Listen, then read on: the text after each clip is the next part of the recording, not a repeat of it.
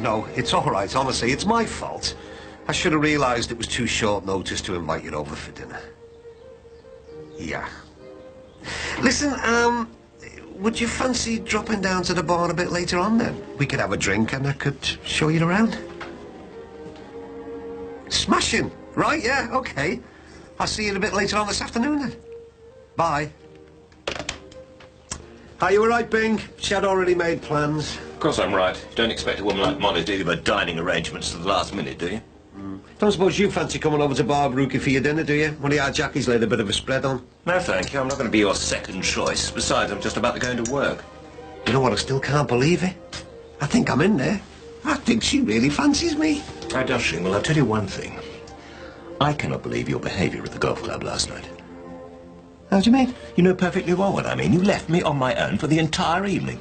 Oh, come on, Bing. It's not my fault your bird's husband turned up, and I certainly wasn't going to share mine. You know, all this is starting to sound a bit like sour grapes to me. What do you mean by that? Well, why can't you just be happy for me, eh? I mean, look at me. I'm standing here. They can't believe me. Look, I've made the perfect start to the new year. I've met a woman who's attractive, she's witty, she's intelligent. And happens to be loaded. Well, all right. She's got a bob or two, I won't deny that, but that's not all I'm looking for, you know.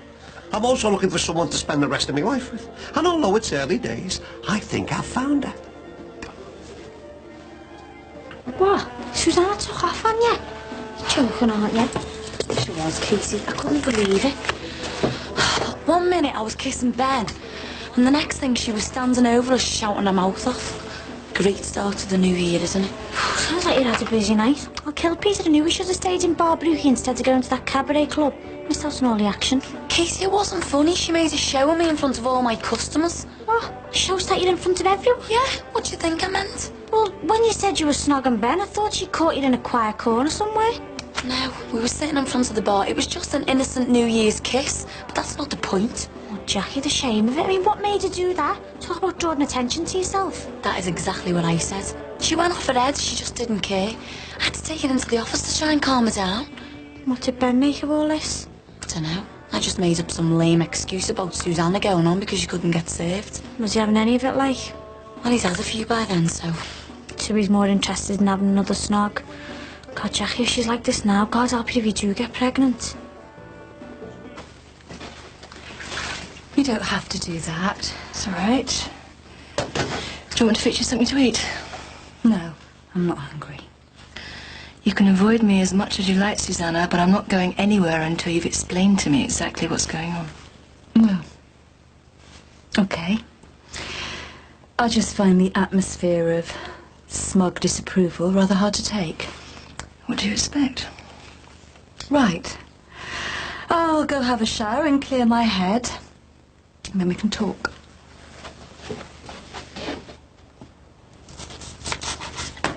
Happy New Year, Mum. Yeah, let's hope so. Could do with a bit of good luck. Where's my dad? He went out early. He had to go to work. How is he? Well, I couldn't really tell. A bit depressed, I think, you know. He took Krakow away somewhere last night to bury her, but hardly spoken 2 words since. So I take it you didn't have a very good New Year's Eve? No, Lindsay, I didn't, because I sat in on my own looking after 2 kids while everyone else was out enjoying themselves. I wasn't out enjoying myself. In fact, I hated every minute of it. I bet you did. Wish I hadn't have bothered going. Should have stayed here with you and Kylie. Why, love? What's the matter? What happened? Nothing. It's just not all it's cracked up to be.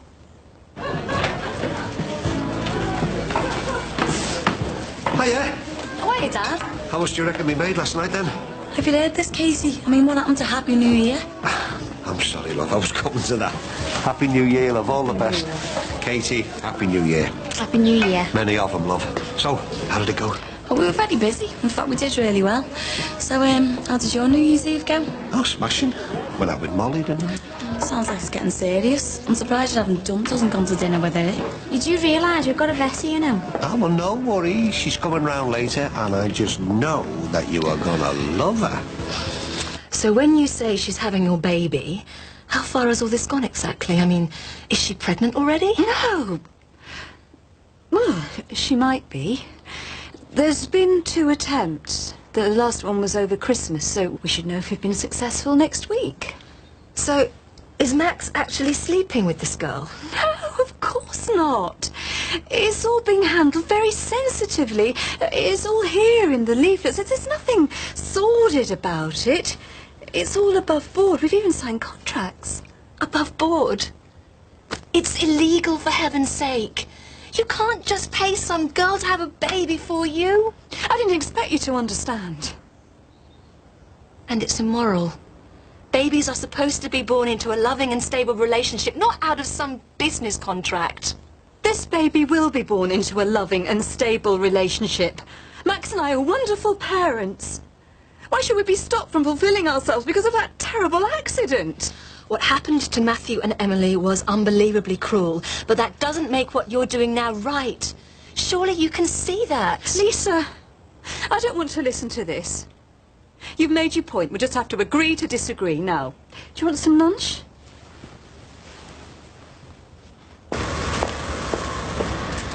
David. Molly, hello. Surely you're not working on New Year's Day, are you? I just about finished. I thought you were supposed to be running the place. Why didn't you get one of the youngsters to come in? Actually, I volunteered myself for a few hours' work. I didn't fancy sitting in on my own today. I'm just off to see Ron. He's invited me to see his cafe bar. Oh, right. Splendid. Well, say hello to him for me, and hope you enjoy the rest of your day. Well, why don't you join us? Oh, no, I wouldn't want to intrude. He wouldn't be intruding. Ron would be pleased to see you. Well, you're sure he wouldn't mind? Well, of course he wouldn't mind. Right, it's a date. I'll just inform my assistant that I'm clocking off, and I'll come across and join you at Barbrookie. Right. I still can't believe that I'm sitting here in Liverpool in my mum's house. Technically speaking, you're actually in my mum's house. Still keen on finding your dad? Yeah, but I'm not hopeful. Must be really weird knowing he's out there somewhere. He might have a family. Could have hundreds of brothers and sisters. If he's a real hunk, they might all have different mothers. Maybe he specialises in one-night stands. He might be living somewhere really exotic, like Casablanca. Or dead. Everyone knows who their parents are. At least everyone I know does. And where they were born. Where their parents were from. What they did. There's only one thing for it, then. You're gonna have to go back and ask Ellen if she remembers anything else. It shot out and... Molly, hello, how are you? Oh, Ron. Listen, I'm impressed. Is this all yours? Yes. and my daughter, Jackie, sir. Of course you haven't met, have you? Molly, this is my daughter, Jackie. Jackie, this is my friend, Molly. Pleased to meet you. And this is my friend Casey. Hiya. Well, it's nice to meet you both. Right, well, that's the introductions over with. Let's sit down. I've got us a nice little table for 2. I think we're going to need another glass. How do you mean? Sorry I took so long. Got held up talking to a customer. Molly, it's very sweet of you to ask me to join you.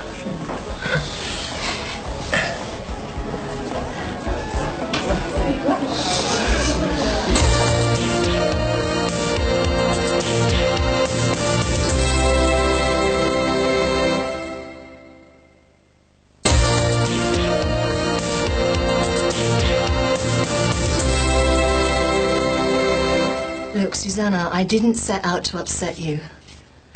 But you're making the most terrible mistake. Susanna, can you honestly say that you've thought this whole surrogacy idea through? Yeah, of course we have. We've thought about nothing else. So this girl who's agreed to it, who is she? What do you know about her? You've seen her. She runs the cafe bar. We've known her since she was a child. She's the ideal mother of our baby. How can she be the ideal mother when she lives on your doorstep? I thought that they recommend that you keep this thing as remote as possible, that you don't get too involved with the mother. Jackie is a level-headed businesswoman. She's very mature. She doesn't want a baby, she wants the money. Do you think we've gone out and chosen someone just at random? Everything has been given careful consideration. And that's another thing. Shouldn't the surrogate mother be someone who already has children? Someone whose own family is complete? Well, that's one of the reasons we chose her, because she doesn't want to have any children. Susanna, you've chosen a woman who has never given birth to a child, who lives around the corner from you. God, her family don't live here as well, do they? We've dealt with this. Her mother lives miles away, and we've all agreed to keep the arrangement a complete secret. Don't you see, Susanna? I'm not trying to be a spoilsport, but this thing has disaster written all over it. You must think again. Pray that this Jackie Dixon isn't pregnant. Pull out, forget the whole thing, please, before it's too late.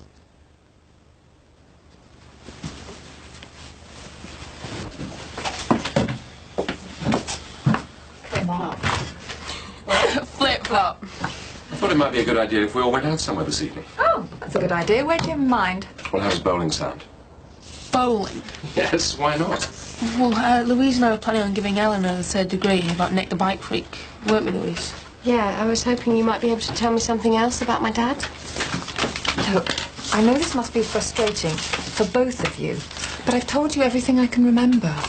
Well, there must be something stored in the dark recesses of your mind. What about his family? Do you know anything about them? I never met them. What about hobbies? Was he a member of the Reading Model Aeroplane Club or the National Front? Look, I don't remember anything. I've told you everything I know. I don't think you're being very fair. I mean, it was 18 years ago. I mean, half the time I can't even remember what happened last week. Oh, we're going to need more than this to go on if Louise is to find her dad. Look, let's face it. You're never going to be able to find him on such a small amount of information. Now, I know it's good fun, but it's fruitless. Oh, but that... Let's have tea. And then later, we can all go bowling.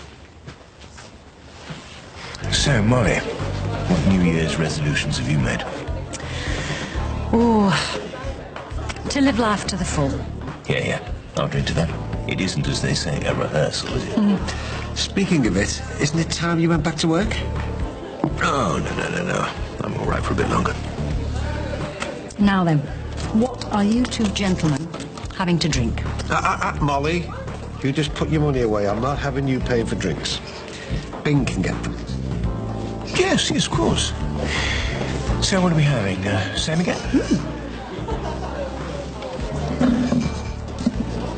I must say, it's a lot bigger than I expected. Pardon? Oh, yes. Well, I always think it's as well to have something behind you at our time of life. What do you think? Oh, I absolutely agree. You'd be a fool not to. I managed to get Dan and Louise to start getting ready. Oh, no. How long are you going to be with Anne? Oh, not long, honestly. It is New Year's Day, you know. Even solicitors are allowed to take a break. Ollie, what's it like bringing up children? I mean, being with them through teething and nursery school and spots and exams and teenage crushes. Watching them grow into... Into a whole load of trouble? Hard work. Oh, well, quite a lot of fun. Until you realised you made a mess of it.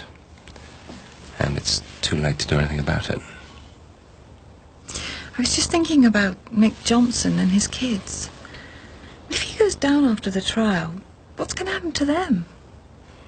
I mean, are they going to want to know their dad when he comes out, or are they going to have forgotten all about him? What about Nat and Georgia? And what if they come looking for you one day? How would you feel if they did? What would you do?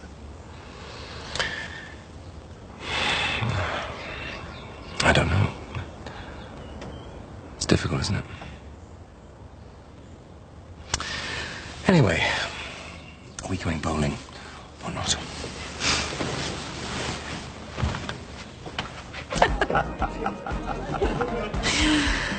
You're a lot like my late husband. He was fun to be with as well. Really? How do you know what I'm like? You hardly know me. Well, you know what I mean. How'd you fancy getting to know me a bit better? Depends what you mean. Molly, I know that we haven't known each other very long, but, well, I'd like you to come away on a little holiday with me. Well, I do have a lot of commitments, and as the mother-in-law, she relies on me, and... I'm only talking about a weekend. Come on, surely you can get someone to stand in for you. Well, I'd have to organise something. Did you have anywhere particular in mind? I thought we could go on this little golfing holiday. Very, very posh hotel. Ah, separate rooms. No hanky-panky. What do you say? It sounds like the sort of weekend away I could really enjoy. If I can get someone to cover for me, I'd love to come with you.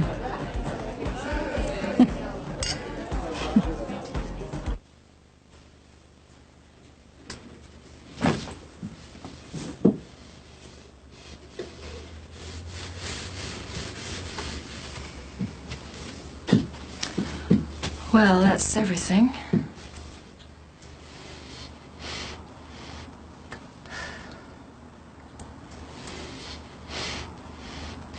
Okay. Okay, it's not ideal. But can you think of a better solution? You've still got choices. Your ovaries are still intact for whenever you decide to use them, but mine aren't. I desperately want another baby. So how can you make judgments about something that will never affect you? How could I? I know I can't understand your pain. Yes, you're grieving. No one should have to go through what you've gone through as parents. But it doesn't give you the right to buy a baby from the first girl that comes along. But if all the people who are involved are willing to do it, what harm can it do? All we're trying to do is to change a childless couple into a loving family again. Now, Lisa, tell me, what could possibly be wrong with that? Haven't you heard anything I've said? Yes, I have. But you're wrong. You don't understand anything about how we're feeling. Please try. Just try to understand what it means to us. We're all alone. We've got no one to turn to.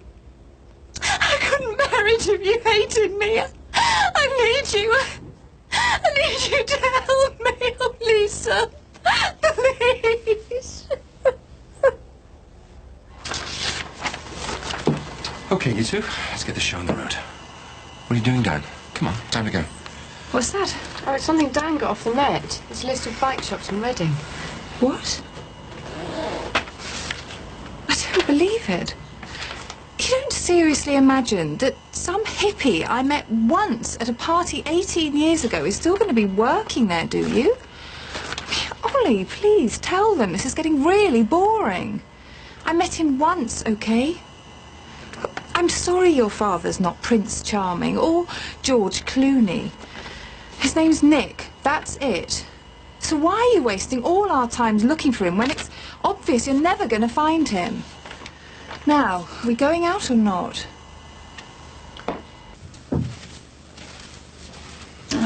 Oh, thanks.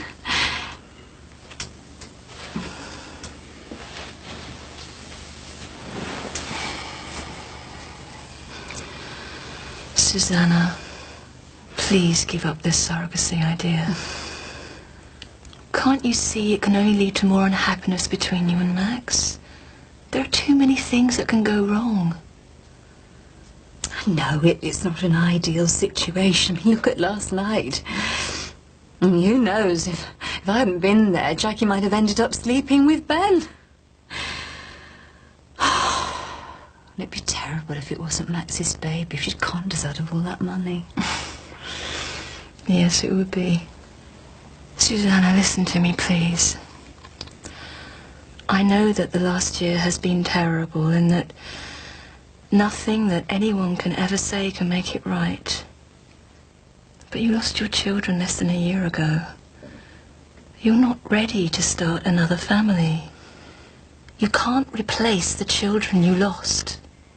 It's not a matter of replacing Matthew and Emily. It's about finding a reason for going on. But surrogacy is not the answer to your problems. Put a stop to it, even if it's just for a little while. And go and find someone who can help you. We tried the agencies, but Max wasn't comfortable with them. And anyway, Jackie might be pregnant by now. Even if she is, you don't have to go through with it. And I don't mean help like that. I mean professional, emotional help. You've been through so much this year that no one can expect you to think rationally about the future. See a doctor, a counsellor, whatever, but get some help. This is wrong, Susanna. And if you can't see that, you must get some help. Kylie fell asleep. She got into bed with the doll because she said it was tired. Next thing it looked, she was asleep herself. She was nodding off when she was sitting up at the table. She's a funny little girl, isn't she? Mum, I've been thinking. Linz, do us a favour. Have a look in the paper and see if there's anything on the telly. Mum, I'm going to give me singing up. What? Just like that? Yeah. There's a few more gigs that I've got to do first, then I'm not going to bother after that. Hang on. I thought you'd set your arse on this singing and you were doing so well, Assis. I know that, but I just don't fancy singing in social clubs for the rest of my life. Oh. So what do you want to do? Spend the rest of your life working in a chippy? No, I don't. But why should they be my only choices? I'm only young. It's not your only choice. You've got a lovely lad who wants to marry you. Who wants to help take care of your daughter. I can look after my daughter myself. I don't need a man to do that. All I'm saying, Lindsay... I don't want you to say anything. I just want you to listen. Even though I know you don't want to hear it.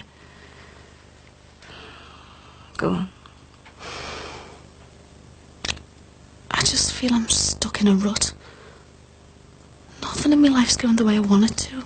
Lindsay, I don't understand any of this. You should be over the moon. All the work you've had singing. Mum, will you just let me finish? It means nothing to me. None of it.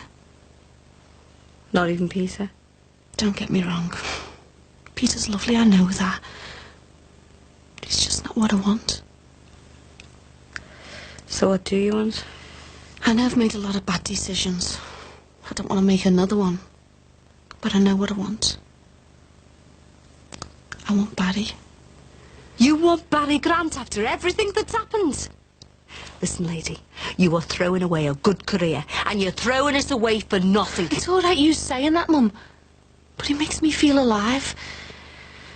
I thought I wanted to be a singer, but it was just some stupid fantasy. Just being with Barry gives me more pleasure than anything else ever could.